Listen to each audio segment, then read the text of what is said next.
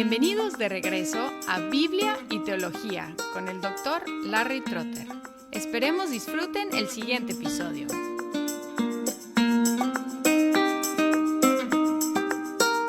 Habiendo hablado de la historia del Sínodo de Dort y un poco de los 5 puntos del arminianismo y sus respuestas en los 5 puntos del calvinismo, ahora quiero mencionar algunos puntos de interés especial, algunas observaciones de los cánones de Dort. Tenemos la elección en el primer capítulo, recordando que el orden original es diferente al orden ahora más tradicional. El capítulo 1 sobre la elección basa la elección en el decreto eterno de Dios y dice que es inmutable. En el artículo 7 dice: esta elección es un propósito inmutable de Dios, por el cual Él, antes de la fundación del mundo, de entre todo el género humano caído por su propia culpa, de su primitivo estado de rectitud en el pecado y en la perdición, predestinó en Cristo para la salvación, por pura gracia y según el beneplácito de su voluntad,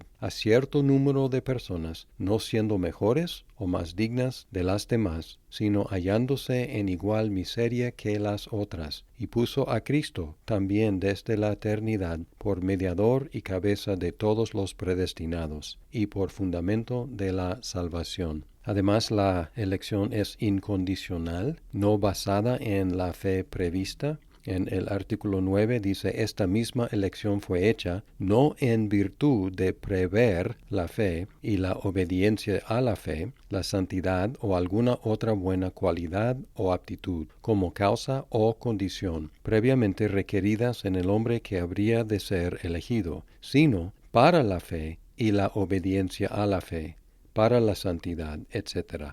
Es decir, no por, sino para. No como condiciones, sino como resultados de la elección. En el artículo 14 dice que no debemos esconder esta doctrina de los creyentes. Al contrario, dice: así hoy en día y a su debido tiempo se debe exponer en la Iglesia de Dios, a la cual le ha sido especialmente otorgada, con espíritu de discernimiento y con piadosa reverencia, santamente, sin investigación curiosa de los caminos del Altísimo, para honor del santo nombre de Dios y para consuelo vivificante de su pueblo. Es decir, hay que enseñarla, pero con cuidado y sin especulación. En el artículo 15 dice que el decreto de Dios es doble, pero los dos lados no son exactamente paralelos. Tenemos por un lado elección, que es por pura gracia, puro beneplácito de Dios. Por el otro lado tenemos reprobación, que incluye que Dios ha pasado por alto a los no elegidos y que son condenados, pero justamente por sus pecados. Así que la elección y la reprobación son los lados positivos y negativos, pero no exactamente paralelos, porque la causa de cada una es diferente. Elección por gracia, reprobación por justicia. Y lejos de desanimar, la elección debe estimular hasta a los no creyentes. En el artículo 16 dice que los no creyentes no deben desesperarse concluyendo que son no elegidos, porque todavía está la oportunidad de creer en Cristo. También esta doctrina debe animar a los padres, especialmente los padres que han perdido infantes. Dice tiernamente: puesto que debemos juzgar la voluntad de Dios por medio de su palabra, la cual atestigua que los hijos de los creyentes son santos, no por naturaleza, sino en virtud del pacto de gracia, en el que están comprendidos con sus padres. Por esta razón, los padres piadosos no deben dudar de la elección y salvación de los hijos a quienes Dios quita de esta vida en su niñez. Así la elección es consuelo para los creyentes que pierden a hijos en su niñez.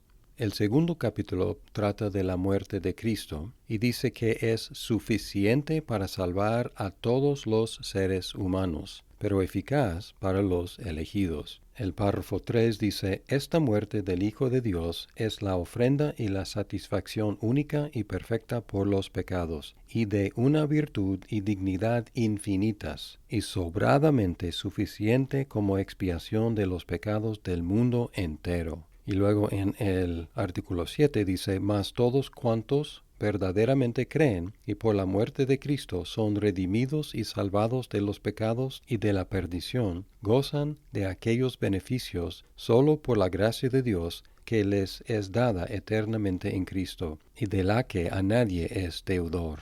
Así que la muerte de Cristo es suficiente para todos, efectiva para los elegidos, que son también los creyentes.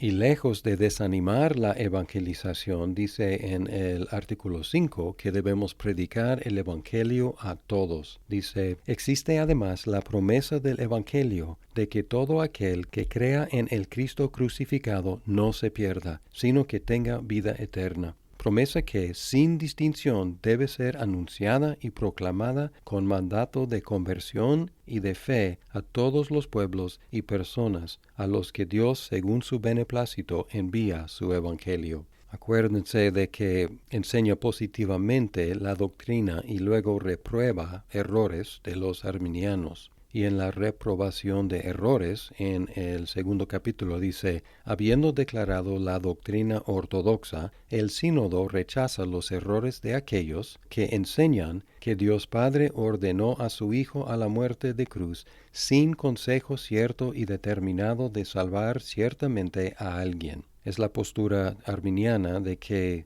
Cristo murió, pero sin el propósito de salvar a nadie en particular. El sínodo de Dort sigue rechazando la idea de que Cristo pudiera haber muerto y que su muerte no salvara a nadie, que en el esquema arminiano es una posibilidad teórica. También en el artículo 4, entre los errores reprobados, dice que la muerte de Cristo satisfizo las demandas de la ley, no cambió los requisitos a algo más alcanzable. Reprueba el error de los que enseñan que el nuevo pacto de gracia que Dios Padre hizo con los hombres por mediación de la muerte de Cristo no consiste en que nosotros somos justificados ante Dios y hechos salvos por medio de la fe, en cuanto que acepta los méritos de Cristo, sino en que Dios, habiendo abolido la exigencia de la obediencia perfecta a la ley, cuenta ahora la fe misma y la obediencia a la fe, si bien imperfectas, por perfecta obediencia a la ley, y las considera por gracia dignas de la recompensa de la vida eterna. Aquí reprobando el error arminiano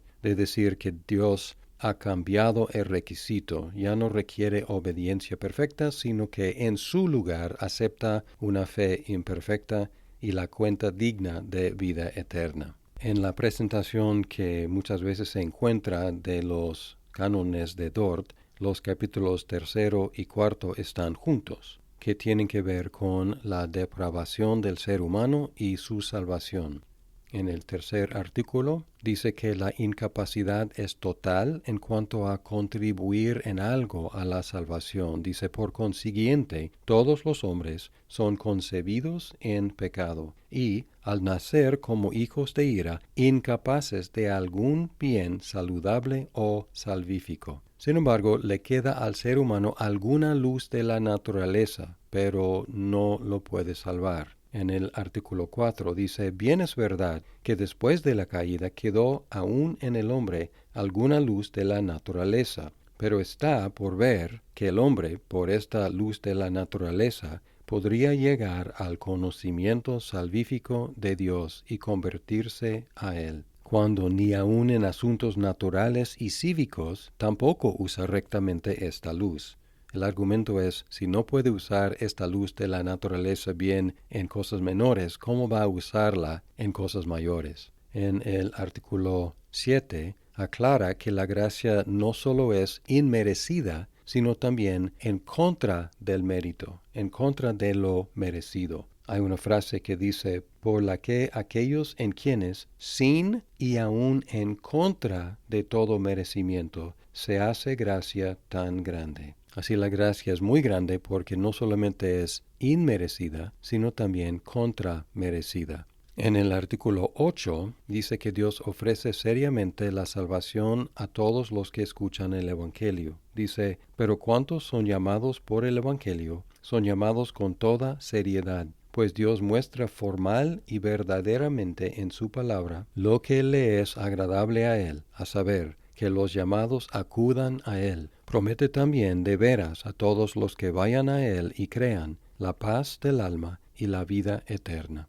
En los artículos 11 al 16, enfatiza que el Espíritu opera eficazmente en la voluntad del ser humano para que crea en Cristo voluntariamente. En el 11 dice, además, cuando Dios lleva a cabo su beneplácito en los predestinados y obra en ellos la conversión verdadera, lo lleva a cabo de tal manera que no sólo hace que se les predique exteriormente el Evangelio y que se les alumbre poderosamente su inteligencia por el Espíritu Santo, a fin de que lleguen a comprender y distinguir rectamente las cosas que son del Espíritu de Dios, sino que Él penetra también hasta las partes más íntimas del hombre con la acción poderosa de este mismo Espíritu regenerador. Él abre el corazón que está cerrado, Él quebranta lo que es duro, Él circuncida lo que es incircunciso, Él infunde en la voluntad propiedades nuevas y hace que esa voluntad que estaba muerta reviva, que era mala, que se haga buena, que no quería, ahora quiera realmente, que era rebelde, se haga obediente. Él mueve y fortalece de tal manera esa voluntad para que pueda, cual árbol bueno, llevar frutos de buenas obras. En el artículo 14 dice, así pues, la fe es un don de Dios, no porque sea ofrecida por Dios a la voluntad libre del hombre, sino porque le es efectivamente participada, inspirada e infundida al hombre. Tampoco lo es porque Dios hubiera dado solo el poder de creer y después espérase de la voluntad libre, el consentimiento del hombre o el creer de un modo efectivo, sino porque el que obra en tal circunstancia el querer y el hacer es más, que obra todo en todos, realiza en el hombre ambas cosas, la voluntad de creer y la fe misma. En el 15 dice que debemos recibir como hermanos a los que demuestran tener fe y orar por los que no la tienen. Dice, además, a ejemplo de los apóstoles, se debe juzgar y hablar lo mejor de quienes externamente confiesan su fe y enmiendan su vida, porque lo íntimo del corazón nos es desconocido. Y por lo que respecta a otros que aún no han sido llamados, se debe orar a Dios por ellos, pues Él es quien llama las cosas que no son como si fueran, y en ninguna manera debemos envanecernos ante éstos, como si nosotros nos hubiésemos escogido a nosotros mismos. Y aquí podemos ver otra vez que la predestinación no niega la importancia de los medios de predicar el Evangelio y de orar por los todavía no creyentes. En el capítulo 5 sobre la perseverancia de los santos, dice que esta perseverancia es una función de la preservación de Dios. En el artículo 3 dice, pero fiel es Dios que misericordiosamente los confirma en la gracia que una vez les fue dada, y los guarda poderosamente hasta el fin. En el 9 también, de esta protección de los elegidos para la salvación y de la perseverancia de los verdaderos creyentes en la fe, pueden estar seguros los creyentes mismos, y lo estarán también según la medida de la fe por la que firmemente creen, que son y permanecerán siempre miembros vivos y verdaderos de la Iglesia, y que poseen el perdón de los pecados y la vida eterna. Aquí enfatizando que podemos experimentar la seguridad de la salvación, los creyentes, en el contexto de la Iglesia. Y luego en el artículo 11 admite que la experiencia de la seguridad puede variar. Dice, entre tanto, la Sagrada Escritura testifica que los creyentes en esta vida luchan contra diversas vacilaciones de la carne y que, puestos en grave tentación, no siempre experimentan esta confianza absoluta de la fe y esta certeza de la perseverancia. Pero Dios, el Padre de toda consolación, no les dejará ser tentados más de lo que puedan resistir, sino que dará también juntamente con la tentación la salida, y de nuevo despertará en ellos, por el Espíritu Santo, la seguridad de la perseverancia. En el artículo 14 dice que los medios de perseverar son básicamente la palabra y los sacramentos. Como agradó a Dios comenzar en nosotros esta obra suya de la gracia por la predicación del Evangelio, así la guarda, prosigue y consuma Él por el oír, leer y reflexionar de aquel, así como por amonestaciones, amenazas, promesas y el uso de los sacramentos. Entre los errores reprobados menciona a los que enseñan que la fe de aquellos que solamente creen por algún tiempo no difiere de la fe justificante y salvífica, sino solo en la duración. Aquí diciendo que la fe temporal no es fe verdadera y justificante. Una fe justificante salvífica es una fe que persevera hasta el fin.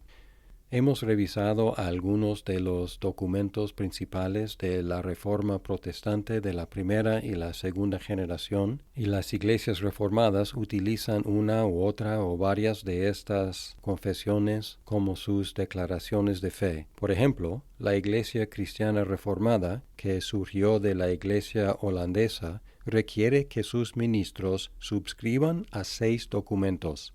1. El credo de los apóstoles. 2. El credo niceno.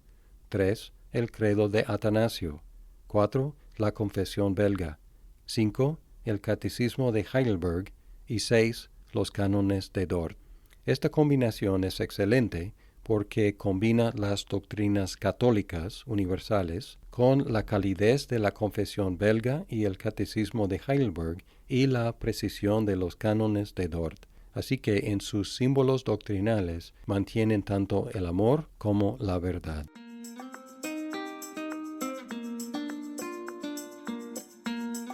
Muchas gracias por escuchar este episodio. Si estás disfrutando Biblia y teología, por favor compártelo con tus amigos. ¡Hasta pronto!